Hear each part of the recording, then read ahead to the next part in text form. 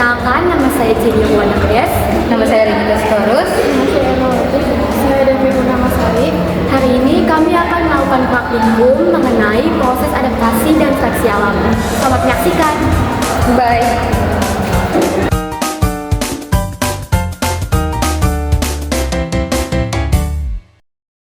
A few moments later.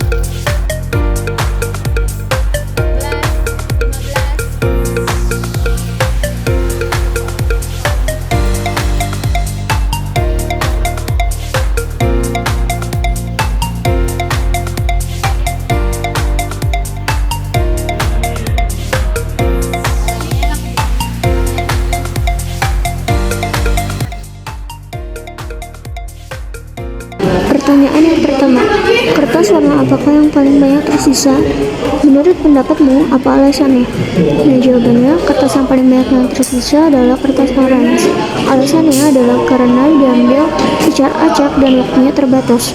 Paling banyak tersisa berarti yang paling sedikit terambil atau sedikit yang mati, sehingga kertas orange dapat dikategorikan dapat beradaptasi dengan lingkungan secara baik sehingga yang terseleksi alam juga sedikit.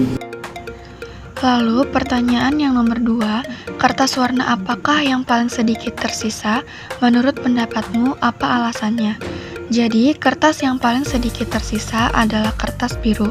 Alasannya adalah karena diambil secara acak dan waktunya terbatas. Paling sedikit tersisa berarti yang paling banyak terambil atau dimangsa oleh predator atau mati.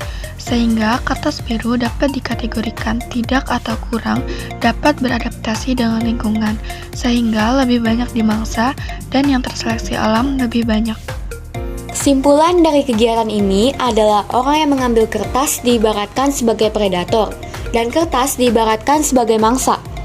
Evolusi terjadi karena seleksi alam. Makhluk hidup yang dapat bertahan dan menyesuaikan lingkungannya akan dapat terus bertahan hidup dan menghasilkan keturunan. Sedangkan yang tidak akan mati atau mengalami kepunahan. Semakin banyak yang tersisa atau semakin sedikit yang terambil, berarti mampu beradaptasi di lingkungannya dengan baik, dan yang terseleksi alam hanya sedikit. Semakin sedikit yang tersisa atau banyak yang terambil, berarti tidak mampu beradaptasi dengan baik, dan akhirnya terseleksi oleh alam itu sendiri. Faktor yang mempengaruhi warna kertas paling banyak atau paling sedikit terambil adalah yang pertama, faktor adaptasi lingkungan. Warna kertas yang mirip dengan lingkungannya tidak mudah untuk ditemukan oleh predator dan sebaliknya. Yang kedua, faktor persebaran. Potongan kertas yang persebarannya tidak merata dapat memudahkan predator untuk menemukannya dan sebaliknya. Dan yang terakhir, faktor predator. Kejelian predator saat mengambil atau mencari potongan kertas juga dapat mempengaruhi dalam hal tersebut. Selanjutnya soal nomor 4. Pada kegiatan yang telah dilakukan, cobalah tentukan teori evolusi mana yang sesuai dengan kegiatan tersebut. Praktikum dengan kertas origami berwarna yang disebar di rumput bertujuan untuk menunjukkan bagaimana seleksi alam bekerja dalam kehidupan nyata. Dalam percobaan ini, kertas dengan warna yang mirip dengan rumput atau tanah seperti warna oranye akan sedikit lebih sulit ditemukan sehingga akan bertahan lebih lama. Sebaliknya, kertas dengan warna mencolok dan terang seperti warna biru, hitam, merah, dan putih akan lebih mudah terlihat dan lebih cepat dimangsa oleh peserta yang mengambilnya.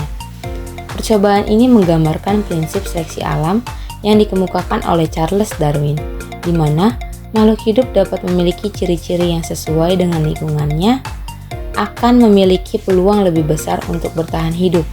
Contoh nyata dari prinsip ini dapat dilihat pada kupu-kupu Biston betularia yang warnanya berubah akibat polusi industri agar dapat berbaur atau beradaptasi dengan lingkungannya dan menghindari dari predator. Dari percobaan ini, kita dapat memahami bahwa teori Darwin, hidup tanpa persaingan adalah mustahil. Setiap individu memiliki kemampuan yang berbeda-beda, sehingga ada yang berhasil bertahan dan ada yang gagal. Individu yang tidak mampu beradaptasi dengan lingkungannya cenderung akan mati, sedangkan individu yang memiliki sifat yang mendukung kelangsungan hidupnya dalam lingkungan tertentu akan lebih mungkin untuk bertahan dan berkembang biak.